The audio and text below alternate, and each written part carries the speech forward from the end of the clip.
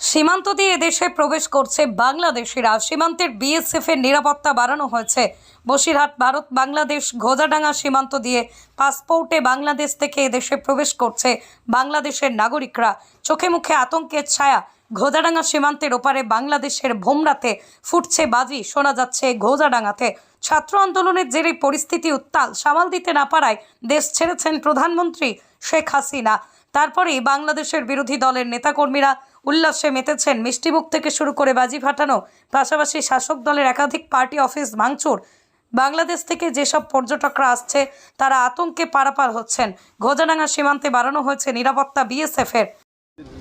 বাংলাদেশের পরিস্থিতি স্যার আমি জানি না, আমি আসছি অনেকদিন। আচ্ছা, শান্তি চাইছেন আপনি? হ্যাঁ, আমরা শান্তি চাই স্যার। মানে শান্তিটা মানে শান্তিটা আমাদের বাড়ি হলো শেখ হাসিনার বাড়ির পাশে। আমরা চাই নেত্রী থাকলে ভালো হয়। হ্যাঁ, আমাদের নেত্রী থাকলে ভালো হয়। তোমার বাড়ি কোথায়? কোটালীপাড়া গোপালগঞ্জ।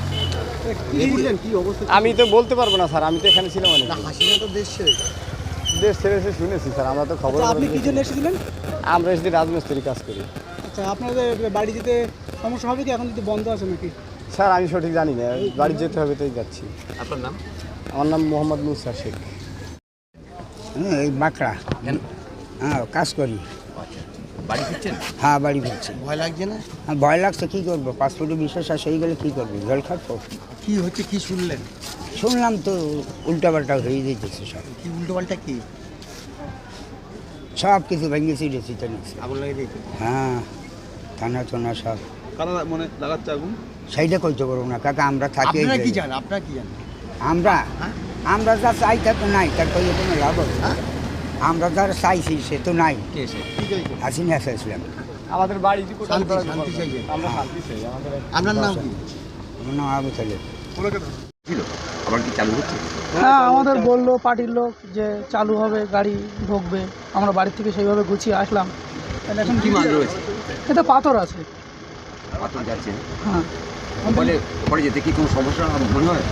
না আমাদের তো সমস্যা মনে হয় না। তা এখন দেখা যাক কি হয়। যেতে বললো আমাদের। আতঙ্কে আছেন নাকি? হ্যাঁ, আপনি ভয়ে আছেন? হ্যাঁ, একটু ভয়ে তো থাকবো যে ওপারে ঝামেলা হচ্ছে, কি হয় না হয়।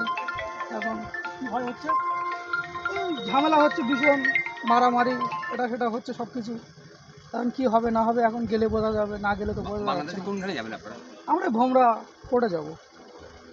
খালি করে আবার চলে আসবেন? হ্যাঁ, খালি করে আবার চলে আসবো। আপনার নাম? আলমগীর শেখ।